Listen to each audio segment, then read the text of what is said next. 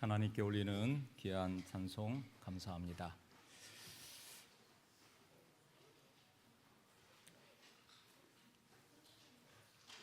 태풍, 이번에 지나간 태풍 이름이 산산이라고 그래요. 산산. 근데 산산의 그 태풍 영향으로 가을비가 내리고 있습니다. 잠깐 그쳤지만 이 비로 인해서 무더위가 좀 약간 고개 숙인 것 같아서 좀 톡 다행이고, 기온이 좀 내려가서 예전에 그 가을에 기온이 찾아왔으면 좋겠다 생각이 듭니다. 여러분, 가을이 왔습니다. 무더위 때문에 가을을 참 느끼기가 쉽지 않지만 가을이 왔습니다.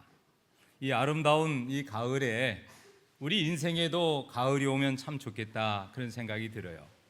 저는 오늘 그래서 먼저 하나님 말씀 본문을 듣기 전에 윤동주 시인의 내 인생에 가을이 오면, 그 시에 대해서 좀 잠깐 내용을 좀 보고 기도하다가 이 본문의 말씀을 찾았는데, 그 말씀에 준해서 우리가 어떻게 이 가을을 맞이해야 될 것인가, 또 이 가을에는 내 인생도 가을이 와서 이 아름다운 계절과 함께 하나님을 내가 가까이 모시고 살아가는 삶이 되면 좋겠다, 그런 생각이 듭니다.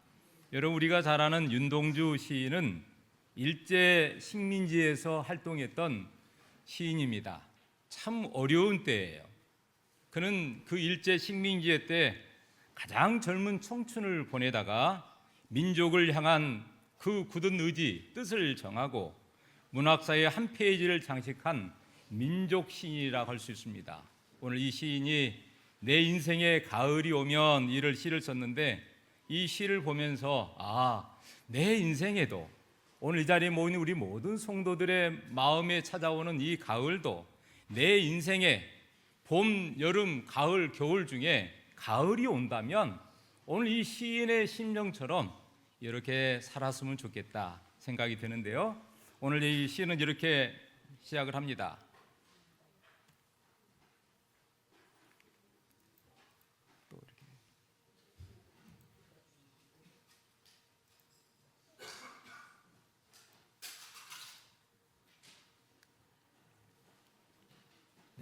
내 인생에 가을이 오면, 누구에게 묻냐면 내 인생이에요. 내 인생에 가을이 오면 나는 나에게, 누구에게 묻는 게 아니라 나는 나에게 물어볼 이야기가 있습니다.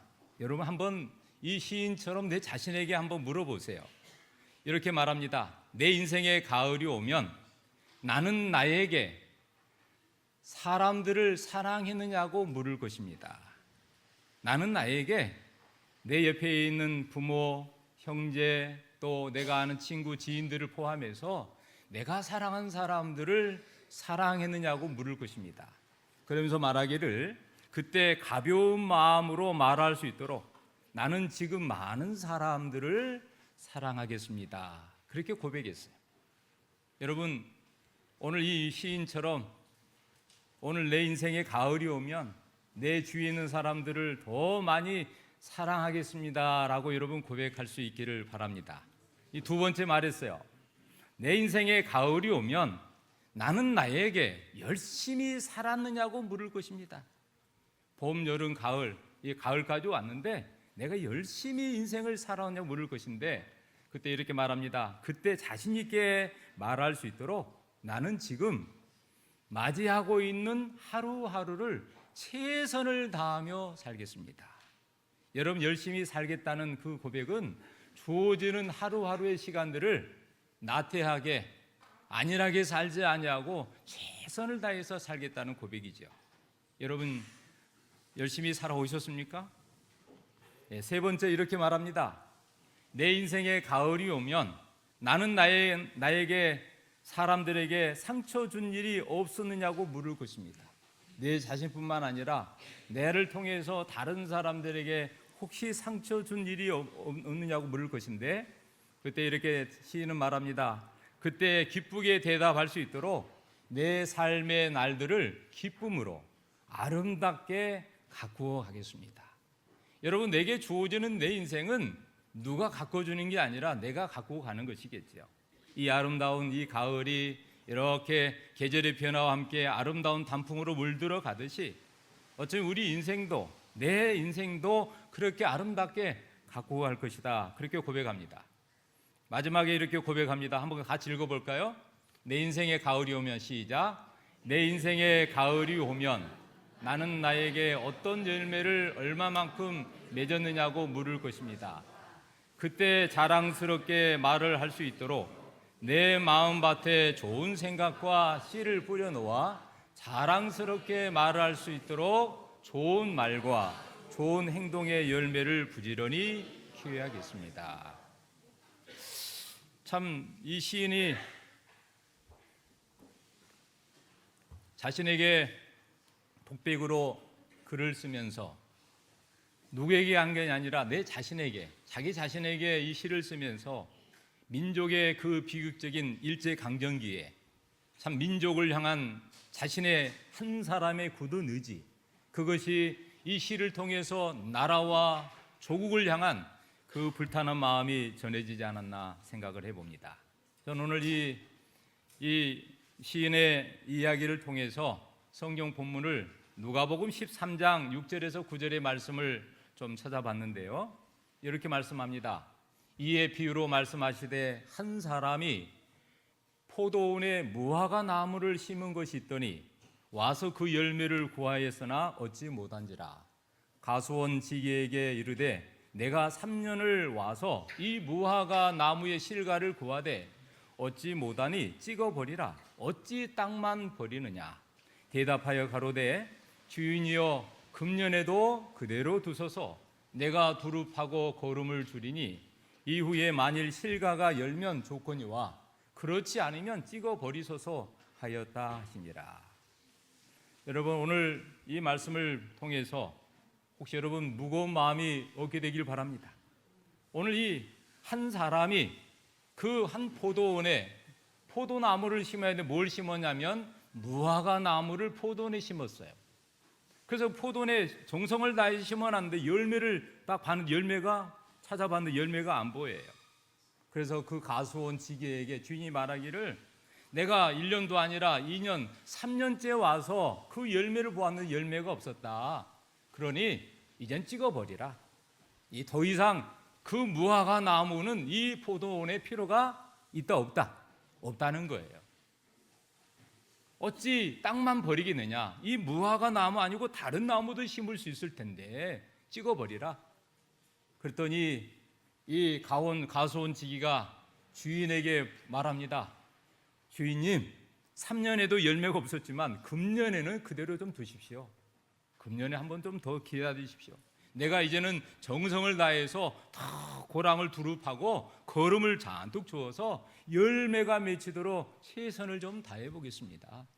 그리고 내가 정성과 사랑으로 이 무화과 나무를 한번 돌보겠습니다. 그래도 열매가 열면 좋겠지만 만일 열매가 맺히지 않으면 그때 찍어버려도 좋겠습니다. 그런 내용이에요. 여러분, 이 말씀은 하나님의 경고입니다. 하나님의 경고예요. 세상의 경고가 아니라 이 세상 모든 만물을 창조하시고 하늘과 땅과 바다, 이 세상의 모든 물들의 근원까지를 창조하시고 주관하시는 하나님께서 한 무화과 나무를 포도원에 심었지만 이 나무를 통한 이 세상의 심판을 경고하고 있습니다. 실물교훈 212쪽에는 그리스도께서는 당신의 교훈을 말씀하실 때 하나님의 심판의 경고와 자비의 초청을 연결시키셨다. 당신의 자비로운 사명과 하나님의 공의와 심판과의 관계를 열매 맺지 않는 무화과 나무의 비유로 설명하셨다. 우리가 잘 아는 대로 디모데후서 3장 16절에 보면 하나님 말씀은 성령의 감동으로 쓰여진 책인데 첫 번째는 교훈과 책망과 바르게 함과 의로 교육하기에 유익하다. 오늘 이 성경 말씀은 우리에게 인생에 어떻게 살아갈지 교훈을 알려줍니다. 그리고 이 말씀을 동시에 우리가 어떻게 이 세상을 살아갈 때 바르게 살아가야 될지 가르치기도 하고 또 의롭게 살아갈 수 있도록 우리에게 안내도 하지만 중요한 것은 때로는 하나님 말씀대로 살지 않을 때 책망한다는 것이에요. 사랑하는 자녀들을 사랑하기에 부모가 매를 들어서 바르게 키우는 것처럼 오늘 여러분 하나님의 심판의 경고와 자비의 초청을 연결시키셨다라고 말씀합니다. 여러분 우리가 잘 아는 대로 성경의 가장 중요한 핵심이 요한복음 3장 16절이죠. 다 외우시죠? 한번 외워볼까요? 하나님이 세상을 처럼 사랑하사 독생자를 주셨으니 이는 저를 믿는 자마다 멸망치 않고 영생을 얻게 하려 하십니다. 여러분 이 말씀 이후에 17절에 어떤 말씀이 있는지 아세요? 하나님이 세상을 이처럼 하나밖에 없는 독생자를 내어주기까지 사랑하셨는데 그 이유는 한 사람도 멸망하지 않고 모든 사람들이 구원받기를 원하시는 하나님의 뜻인데, 그래서 하나밖에 없는 독생자를 이 세상에 내어보내셨고 마침내 그 골고다 언덕에서 하나밖에 없는 내 아들 예수 그리스도가 그 칠흑 같은 암흑 속에서 죄인들을 향하여 십자가에 두 팔을 벌리시고, 오늘 우리가 교고 공부했지만 예수님의 그 십자가의 희생과 그 고난을 달마다 묵상해도 여러분 우리는 그 사랑 앞에 너무나 감사할 수밖에 없는데, 여러분 그 17절에 뭐라고 되어 있냐면 하나님이 그 아들을 세상에 보내신 것은 세상을 심판하려 하심이 아니요 저로 말미암아 세상이 구원받게 하려 하심이라. 아멘. 여러분 하나님께서 그 아들을 세상에 보내신 것은 세상을 심판하는 게 아니라 구원받게 하려 함이라. 하나님은 우리가 멸망하기를 원하지 않습니다. 어떤 죄인도 다 회개하고 하나님 앞에 돌아와 구원받기를 원하시죠. 여러분 심판은 하나님의 자비에 대한 경고예요. 하나님의 넘치는 사랑과 자비가 끊임없는데, 오래 참으시는 하나님의 사랑은 끊임없는데 그 사랑을 끝까지 거절한 자에게는 하나님의 자비를 거절했기 때문에 그 경고가 뭐예요? 심판이에요. 그래서 여러분 그 심판은 끝까지 거절했기 때문에 오늘 무화과 나무를 찍어버리라고 주님이 명한 것처럼 하나님의 거절했기 때문에 멸망을 말합니다. 그러나 돌이키고 회개하여 돌아오면 하나님께서 다시 한번 살 수 있는 길을 열어주겠다는 것이죠. 여러분 오늘 주님께서 재림하셔야 할 때인데 하루하루 한 해 한 해를 연장시키셔서 2024년 이 무더운 여름이 지나가는 이 가을까지도 예수님은 아직 오시지 않고 우리 문 밖에 서서 늘 두드리고 계시고 이 세상의 곳곳에서 일어나는 재난과 재림의 징조들을 보여주면서 다시 한번 여름이 무화과 나무가 무성하면 여름이 가까운 줄 알라는 것처럼 오늘 우리에게 때와 시기를 우리에게 알려주지 않았지만 이러한 징조들을 통해서 주님이 우리 가까이 왔다는 걸 알려주면서 우리가 이 세상의 마지막의 삶을 이제 마치고 주님을 영접해야 될 아주 시급한 상황을 말씀해 주고 있습니다. 사랑하는 성도 여러분, 하나님의 자비와 하나님의 그 사랑을 여러분 거절하지 않기를 바랍니다. 여러분 이렇게 정말 은혜의 시간에 아직도 이 땅에 하나님의 생명의 빛이 비치고 있는 동안에 어두운 세상에 우리가 어떻게 해야 될 것인가 말씀해 주고 있습니다. 여러분 이 본문을 이야기하기 전에 누가복음의 저자인 누가는 오늘 누가복음 13장 1절에서 5절에 두 가지 예수님께서 사건을 예로 들면서 회개해야 될 것을 우리에게 말씀해 주고 있습니다. 첫 번째는 그 갈릴리의 지방에 있는 사람들이 하나님 앞에 나와서 예배를 드리고 있는데 그 당시에 로마의 총독 빌라도가 갑자기 군인들을 데리고 오늘 말하면 우리 성도들이 안식일에 예배를 드리고 있는데 오늘 이 지역에 있는 군인들이 와가지고 아니면 경찰들이 와가지고 무기로 와가지고 제사장들이 여러분 저들 앞에서 양을 잡아서 하나님 앞에 제사를 드리려고 하는데 그 갈릴리 사람들을 몇 사람을 죽인 것이에요. 여러분 끔찍한 살인극이 벌어진 거예요. 여러분 오늘 우리가 예배 드리고 있는데 저 밖에 우리 성도들이 있는데 그 사람들이 희생을 당했다고 생각해 보세요. 여러분 그런데 그 사실을 목격하고 오늘 성전 안에서 예배 드렸던 유대인들이 그 갈릴리 사람들이 얼마나 나쁜 짓을 했으면 성소 앞에서 죽였으면 죽임을 당했을까, 그 이야기를 예수님께 이야기를 한 것이에요. 그때 예수님이 그 이야기를 듣고 이 사람들아, 그 사람들이 죽인 것보다 당신들도 회개하지 않으면, 당신들도 돌이키지 않으면 저 사람들처럼 망할 것이다 라고 말씀했죠. 그 다음에 또 한 이야기가 있습니다. 여러분, 실로암 연못가에 망대가 세워졌습니다. 그 실로암 연못에, 여러분 우리가 잘 아는 대로 요한복음 9장에 보면 남에서부터 눈이 보이지 않았던 맹인에게 예수님께서 진흙을 발라가지고 얼굴에 발라주면서 실로암에 가서 씻고 오너라. 그래서 이 실로암의 뜻은 보냄을 받았다. 예수님 말씀에 의지하여 이 소경이 눈이 잘 보이지 않았지만 말씀에 의지하여 그 예수님의 손이 닿아서 눈에 지금 진흙을 이긴 그 눈을 안고 실로암에 가서 눈을 씻었는데 여러분 눈이 보이게 됐어요. 기적이 일어났던 그 장소에 망대가 세워졌는데 망대가 무너져 가지고 무려 몇 명이 죽냐면 18명이 죽는 이야기가 나와요. 여러분 18명이 여러분 성전의 그 실로암 연못에서 하나님의 자비의 손길을 기다리다가 갑자기 무너진 그 망대에 불행하게 죽임을 당해요. 그 이야기를 하면서 여러분 하나님 앞에 오늘 우리가 회개하지 않으면 이와 같이 너희들도 망할 것이다. 그 이야기를 해줍니다. 사랑하는 성도 여러분, 우리가 사는 이 세상은 참 제약된 세상입니다. 얼마 전에 우리 장수대학에 나오신 황순칠 우리 어르신이 오늘 못 오셨는데 그 어르신의 둘째 아들이 물론 뭐 술을 많이 먹고 이렇게 좀 지냈지만 병원에 입원하여 고생하다가 세상을 떠났어요. 제가 이틀 전에 어머님을 좀 찾아뵙고 분한 인사를 드렸는데 그 아들을 먼저 떠나버리는 그 가슴이 너무 아파서 얼마나 힘들어하는지. 그리고 오늘 금요일 날 장수대학에 나오시라 그랬는데 안 나오셨고 오늘 나오실 자인데 오늘도 안 나오셨어요. 여러분, 내가 부모가 살아있을 동안 사랑하는 자식이 떠난다는 것은 얼마나 그 슬픈 일인지. 여러분, 우리가 이 세상에 살 동안 우리의 마지막 죽음은 어떻게 죽을지 아무도 예측할 수가 없습니다.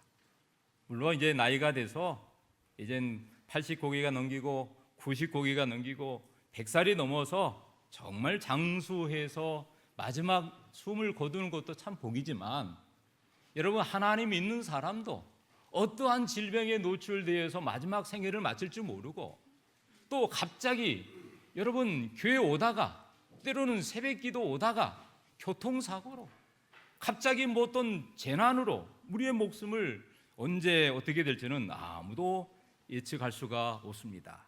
언제 어느 때에 우리 생명이 끝날지 모르기 때문에 이 제약된 세상에서 우리는 날마다 하나님을 의뢰하고 그리고 하늘을 부러러 여러분 윤동주 시처럼 부끄러움 없이 살 뿐만 아니라 날마다 순간마다 뭐 해야 될까요?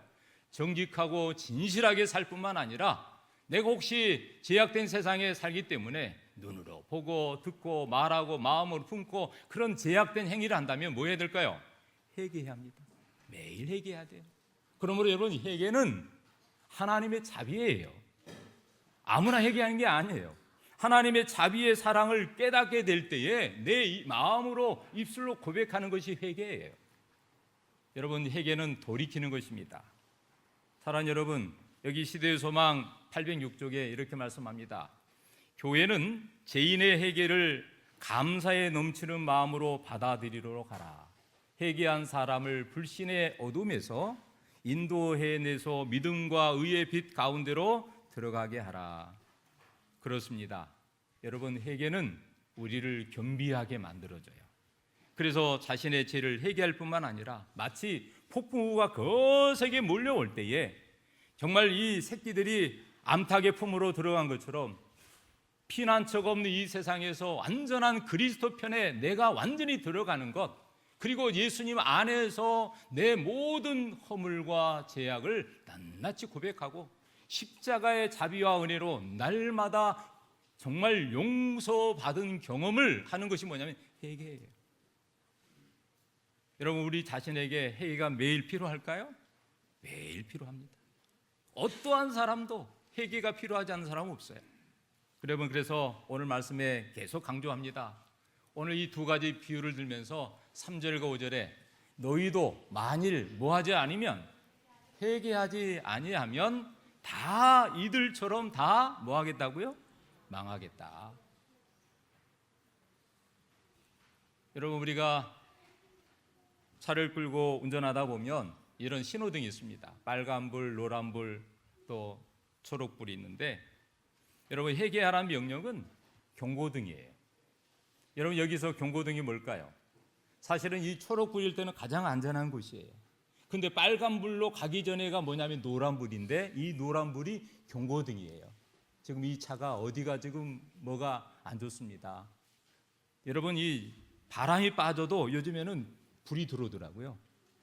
네. 여러분, 이 회개는 하나님의 명령인데 우리가 다시 한번 돌이키도록 하는 하나님의 자비의 경고등과 같아요.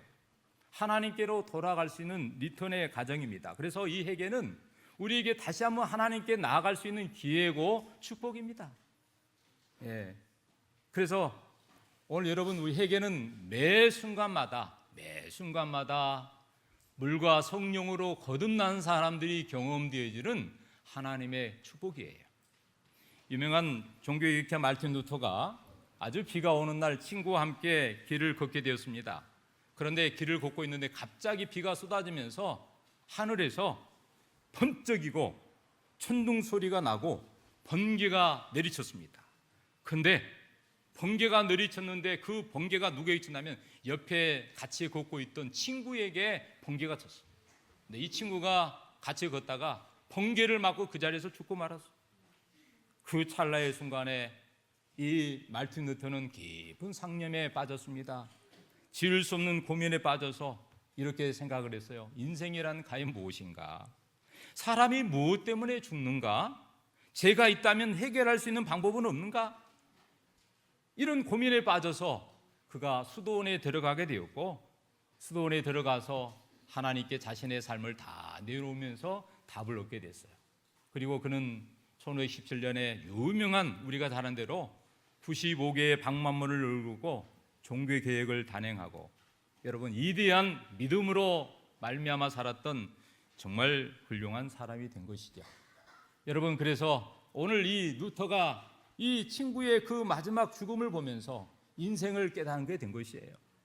사랑하는 여러분, 회개하지 않으면 우리에게 정말 돌아올 수 있는 기회는 없는 것이에요. 그래서 오늘 하나님은 이 두 가지 비유를 통해서 이 비유로 말씀합니다. 여러분, 한 포도원이 있는데 한 주인이 그 포도원에다가 아주 귀한 무화과 나무를 심어놨어요. 이 무화과, 여러분, 무화과는 꽃이 피지 않고 먼저 열매가 맺습니다. 이 무화과 나무, 이 무화과 나무는 산에서 저절로 나는 나무도 아니고 길가에 심어지는 그 돌 무화과도 아니에요. 이 주인이 가손지기를 통해서 정성을 다하여 그 포도원에다가 가장 좋은 자리에 무화과 나무를 심어놨어요. 여러분, 이 무화과 나무는 주인의 특별한 사랑을 받은 나무입니다. 왜냐하면 포도원에 심겨진 나무이기 때문에 그래요. 여러분, 이런 일은 흔한 일이 아닙니다. 포도원 주인은 포도나무를 심을 수 있는 귀한 땅에다가 포도나무를 심을 수 있지만 포도나무 대신에 뭘 심어놨다고요? 무화과 나무를 심어놨어요. 여러분, 얼마나 사랑을 받은 나무인지 몰라요. 그곳에 있는 그 많은 그 포도나무보다도 가장 사랑을 받은 나무에는 틀림이 없습니다. 근데 여러분, 이 무화과 나무는요, 거의 심어놓으면 그 해에 열매를 맺습니다. 그런데 이 열매를, 첫 해는 열매를 맺고 그 다음에 2년대가 되면은, 또 3년대가 되면 더 풍성한 열매를 많이 맺는 것이 무화과 나무의 특징인데 1년이 지나도 뭐가 없어요? 열매가 없어요. 또 2년이 지났는데도 뭐가 없어요? 열매가 없어요. 3년째가 됐는데도 불구하고 과실이 맺히지 않아요. 그래서 이 주인이 와서 가온수원 지기에게 말합니다. 내가 3년에 와서 이 무화과만을 봤는데 실과를 얻지 못했다. 그러니 뭐하라? 이제 나 이 나무를 찍어버리라. 찍어서 버리고 다시 이제 여기다 다른 나무를 심어야 되겠다. 그렇게 말씀하죠. 사랑하는 성도 여러분, 오늘 우리는 이 세상의 수많은 사람들 중에서 하나님을 믿는 이 기독교를 선택하게 되었고, 이 기독교 중에서도 오직 성경 말씀대로 가르침 받고 성경 말씀대로 살고 성경의 가르침대로 행하는 이 진리교회에 몸담고 있는, 어쩌면 이 포도원 같은 이곳에 무화과 나무로 심겨진 특별한 하나님 백성들이 아닐까 생각해 봅니다. 여러분, 이 세상에 수많은 기독교인이 있는데 그 중에서도 하나님의 이 남은 교회, 이 진리교회에 몸담고 있는 우리는 무화과 나무처럼 하나님의 그 주인의 특별한 사랑을 받은 사람에는 틀림이 없어요. 여러분, 그 사실에 감사합니까? 감사해요. 여러분, 제7일 안식일 예수 재림교회, 이제 한국 선교 120주년 기념 행사들이 10월, 11월에 여러 행사들이 이제 준비되어 있는 것 같은데요. 여러분, 실물교훈 114쪽에는 이렇게 말씀합니다. 하나님께서는 이스라엘 백성을 생명수가 솟는 샘가에 아름다운 포도나무를 심으셨다. 하나님 백성들을 생명수가 솟는 샘가에 아름다운 포도나무를 심으셨는데, 그는 당신의 포도원을 심히 기름진 산에 만드시고 땅을 파가지고 돌을 제하고 극상품 포도나무를 심으셨다. 놀라운 축복이죠. 놀라운 축복이에요. 여러분, 이사야 5장 7절에는 무릇 만군의 여호와의 포도원은 이스라엘 족속이요 그의 기뻐하시는 나무는 유다 사람이라. 여러분, 여기 이 포도나무를 포함해서 무화과 나무는 유대 백성들을 상징합니다. 열매들은 뭐냐면은 회개를 말하고 주인은 하나님을 예표합니다. 가소온 지기는 누구냐면 예수님을 의미하고 있어요. 사랑하는 여러분, 이 무화과 나무는 보통 매년 4월에 잎이 시작해서 5월, 6월경에 겨울 무화과 나무를 맺고 8월, 9월에는 여름 무화과를 내고, 이 영양 상태에 따라서 무화과 나무가 9m까지 자라는 나무도 있다고 그래요. 근데 여러분, 이 무화과 나무의 용도는 장식용도 아니에요. 또 나무가 튼튼해가지고 땔감 용도 아니고, 또 목재용으로 기둥을 세워서 건물을 짓는 목재용도 아니에요. 무화과 나무의 열매는 오직 뭐냐면 열매를 맺는 것이에요. 열매를 맺는 것이에요.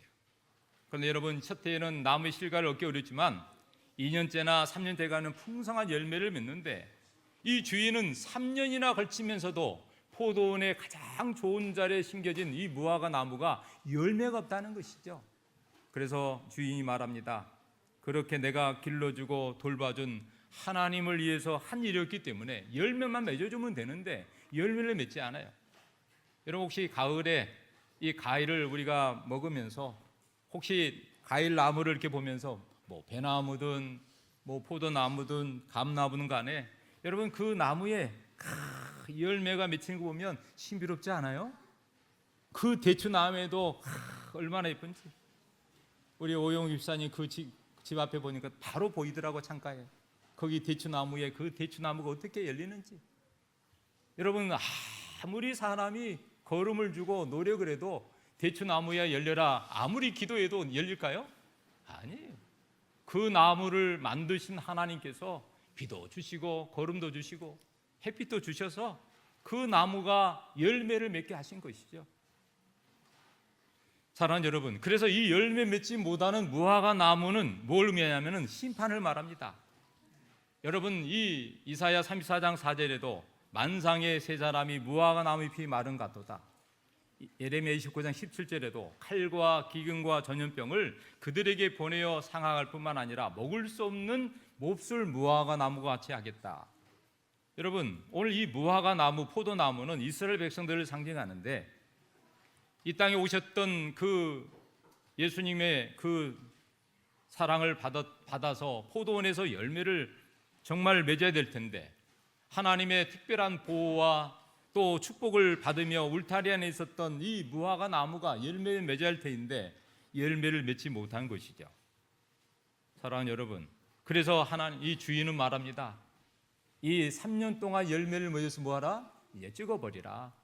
그리고 다시 한번 다른 나무를 심도록 하겠다. 그러나 가소원주기는 뭐라 그래요? 금년 한 해만 좀 우리에게 기한을 주십시오. 그러면 내가 도랑을 파고 거름을 줘서 열매를 맺게 하겠습니다. 여러분, 오늘 이 가소원주기가 말한 것처럼 회개가 반드시 필요합니다. 이 회개라는 단어는 사전적 의미가 뉘우치고 마음을 고쳐 먹다, 깨달아 반성하고 그로부터 벗어나 하나님의 뜻에 따르는 새로운 삶을 시작하다. 그래서 이 히브리어 나함과 헬라어 메타노메오라는 뜻은 지나간 일을 돌이켜보다, 마음을 바꾸다, 하나님께로 향한다, 그렇게 말씀했어요. 그래서 이 교회 번역 권면 49쪽 고에는 이렇게 말씀합니다. 회개는 용서와 마찬가지로 그리스도를 통하여 주어지는 하나님의 뭐라고요? 선물이다. 회개는 그리스도를 통해서 주어지는 선물이다.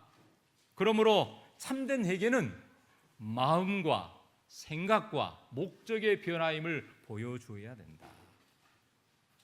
사랑하는 성도 여러분, 오늘 우리의 삶의 중심에 회개가 필요할까요? 회개가 필요합니다. 제가 목회자 자신부터, 저 자신부터 저도 하나님 앞에 정말 철저하게 회개가 필요해요. 허물과 죄로 얼룩진 내 자신의 모습을 보면서. 여러분, 수십 년 동안 이 교회 기둥을 세웠던 우리 장로님들도 회개가 필요할까요? 여러분, 수십 년 동안 이 교회를 위해서 봉사하고 헌신한 우리 집사님들도, 우리 성도들도, 어린아이들도 회개가 필요할까요? 필요합니다. 여러분, 회개는 하나님의 은혜에 대한 감사의 표현이고 또 하나님께 돌아가는 용서의 경험을 하는 자만이 할 수 있는 것이 회개예요. 여러분, 회개는 하나님의 축복입니다. 그러므로 사랑하는 성도 여러분, 매일 매 순간마다 내가 혹시 하나님의 뜻에 역행할 때마다 여러분 회개하시기 바랍니다. 그리고 하나님께로 온전하게 돌아가는 회개 역사가 있게 되길 바랍니다. 여러분, 회개가 있을 때에 하나님의 구원의 축복이 있다는 사실이에요. 주인은 말합니다. 나무를 찍어버리라고요. 그런데 가소원지기는 말하기를 내가 돌보겠습니다. 오늘 이 가소원지기인 예수님께서 하나님의 명을 받들어 찍어버릴 만한 이 세상의 수많은 사람들에게 예수님이 오셔서 끝까지 다시 한번 인내하시고 참으시면서 돌봐주겠다는 것이. 여러분, 금년 한 해 동안 우리 하나님의 그 자비와 또 은혜로 인하여 우리가 살고 있음을 감사하며 하나님 앞에 우리 자신들을 늘 솔직하게 내놓고 믿음으로 한 걸음 한 걸음 나아갈 수 있게 되길 바랍니다. 그래서 이 가소원지기가 말해요. 그대로 두소서. 그대로 두소서. 1년 한 번만 그대로 두소서. 저는 이 말씀 한마디를 보면서 참 희망을 발견해요. 금년 여러분, 아내가 남편을 보면서, 때로는 남편이 아내를 보면서, 부모가 자식을 보면서, 또 우리가 같은 믿음의 동료들이 신앙인들을 서로 보면서 참 하나님 다시 한번 그대로 두셔서. 사랑하는 성도 여러분, 오늘 주인에게 자신이 걸음을 주고 정성을 돌봐줄 테니 1년만 더 연장해 달라는 이 가소원지기, 예수님의 모습을 보면서 우리도 희망이 있지 않아요? 얼마나 감사한지. 그래서 이제 정리합니다. 여러분, 내 인생에 가을이 오면 어떻게 할 것인가? 한번 물어봅시다. 내 자신에게. 이 가을이 왔는데 나는 나에게 어떤 인생을 살았는지. 오늘 시인이 말했죠. 내 인생에 가을이 오면 나는 다른 사람들을 사랑하겠다. 더 많이 사랑하겠다. 여러분, 이 포도원 주인과 이 포도원 지기는 무화과 나무에 대해서 얼마나 관심을 갖고 있는지, 그래서 사랑을 듬뿍듬뿍 주었습니다. 왜요? 이 나무가 제대로 이렇게 성장할 수 있도록. 여러분, 아직도 사랑해야 될 대상이 내 곁에 있다는 사실에 여러분 감사하고, 내 옆에 있는 사람이 좀 때로는 마음에 안 들고 믿고 또 모자란다 할지라도 여러분 그분을 위해서, 그 사람을 위해서, 사랑의 대상을 때로는 위해서 더 기도하고 더 사랑할 수 있는 여러분 이 가을이 되기를 바랍니다. 여러분, 이 시인은 말하죠. 나는 나에게 얼마나 열심을 다해서 살았냐고. 근데 시인은 고백합니다. 나는 매일매일 최선을 다해서 살겠노라고. 사랑하는 여러분, 올 한 해 동안 땀을 많이 흘리고 살아오셨죠? 우리 하나님께서도 이 한 해 동안 이 세상에 사는 수많은 사람들을 살리기 위하여 매일매일 하나님은 땀 흘리고 일하고 계십니다. 여러분, 한순간도 하나님은 방심하지 않고 낮에도 밤에도 주무시지도 않고 이 세상을 다스리고 있다는 사실을 여러분 기억하십시오. 내가 이 숨을 쉬는 것도 하나님이 공기를 지금 정말 주셔서 쉬는 거고, 비를 주셔서 우리가 물을 마시고 있는 것이고, 내가 아무리 노력한다 할지라도 하나님 복 주지 않으면 그 열매들을 먹을 수가 없잖아요. 그러므로 여러분, 내가 오늘 직장에 다니고 학교에 다니고 일터에서 땀 흘린 만큼 수확이 있고 보람의 결과가 있는 것을 보면서 하나님께 감사하시기 바랍니다. 그러면서 여러분, 땀 흘린 일에 최선을 다하십시오. 열심히 사셔야 합니다. 그 다음에 세 번째는 상처를 준 일이 없느냐. 내가 살아간 나를 보니까 나로 인해서 상처 주는 사람이 많이 있는 것 같아요. 저도 마찬가지예요. 여러분, 내 주위에 나로 인해서 상처 혹시 받고 주는 사람이 없지 않는지. 그러나 여러분, 상처 받는 사람도 아프지만 상처를 주는 사람도 얼마나 아픈지 몰라요. 하나님은 자비로우신 분이십니다. 그래서 여러분, 우리가 죽도록 하나님은 내버려 두지 않으신대요. 그냥 잘못한다고 해서 그냥 내버려 두지 않으시고 빨리 회개하고 돌아오길 기다리신대요. 여러분, 혹시 부재 중에 내가 다른 사람에게 상처를 준다면 그 사람들을 얼싸안고 이 가을에는 정말 이렇게 포용하여 정말 하나님의 사랑을 정말 나눠줄 수 있게 되길 바랍니다. 마지막으로 이 시인이 고백합니다. 나는 나에게 묻기를 얼만큼 내가 열매를 맺었느냐. 내가 하는 말, 내가 마음밭에 씌운 생각, 이것을 얼마나 자랑스럽게 행동 열매까지 기억하겠느냐. 사랑하는 성도 여러분, 오늘 무화과 나무의 용도는 열매를 맺는 것이에요. 그런데 중요합니다. 오늘 예수님께서 이 비유 속에서 이 주인이 이 찍어버려 있을 때 가손주의 말은 1년만 더 그대로 내두세요. 내가 이젠 벌음을 주고 돌보겠습니다 했을 때 이야기 결론은 이걸로 끝나지 않아요.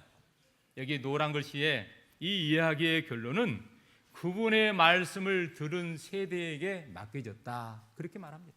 이 말씀의 이야기를 듣는 세대에게 맡겨졌는데, 만약에 듣는 사람들이 이 말씀의 경고를 받고 돌이키면 축복이지만 이 말씀의 기별을 듣고 거절하고 응하지 않으면 그것은 결국은 찍혀버림을 당한다는 것이죠. 그래서 이 열매 맺지 않는 무화과 나무의 경고는 하나님의 경고예요. 사랑하는 여러분, 진노의 날이 매우 가까웠습니다. 세상은 곧 하나님의 심판으로 멸망하게 될 것입니다. 곳곳에서 일어나는 재난의 징조를 보면서 다시 한번 이 무화과 나무의 열매를 통해서 뭘 보이냐면 예루살렘의 멸망이 곧 이르러 올 것을 예수님은 예견하셨어요. 여러분, AD 70년에 예루살렘 성이 멸망당했나요? 멸망했습니다. 로마의 타이터스 장군에 의해서 멸망당했어요. 그러나 돌이키고 회개한 사람은 그 멸망한 순간에도 하나님의 예언의 말씀하여 피하게 되었고 구원을 받게 된 것입니다. 사랑하는 성도 여러분, 오늘 이 시대를 살아가는 우리에게 하나님은 오래 참고 계십니다. 다시 한번 우리 모든 성도 여러분, 포도원에 심겨진 이 무화과 나무, 어쩌면 그냥 세상에서 하나님 없이 버림받아서 살 수밖에 없었지만 하나님이 긍휼과 자비로 오늘 이 교회 안에 들어와 포도원에 들어와서 하나님의 백성으로 하나님을 섬기는 우리 모두가 이제는 뭐 해야 될까요? 열매를 맺는 무화과 나무로 하나님의 기쁨이 되어야 되지 않을까요? 그래서 여러분, 우리 모두가 포도원을 위해서 정성을 당한 하나님의 노력에 비해서 우리 모두가 정말 물을 주고 밤낮으로 간수하여 돌보는 하나님의 사랑을 힘입어서 이 마지막 때 우리가 맺어야 될 최고의 열매는 누가복음 3장 8절에 그러므로 무슨 열매를 맺어야 된다고요? 회개에 합당한 열매를 맺어야 된다. 어떤 열매요? 회개에 합당한 열매. 반드시 성령의 열매는 하나님께 향하는 회개에 따라 맺는 열매예요. 그래서 오늘 우리 모두가 이 가을에 정말 윤동주 시인이 쓴 그 내용을 우리가 본받고 더 나아가서 하나님 말씀에 우리 모두가 필요해서 오늘 이 시대에 꼭 필요한 회개에 합당한 열매를 맺어서 하나님을 기쁘시게, 그리고 더 나아가 하나님께 영광 돌리는 그 자비에 우리 모두가 참여하게 되는 우리 모두가 되기를 주님의 이름으로 축원합니다.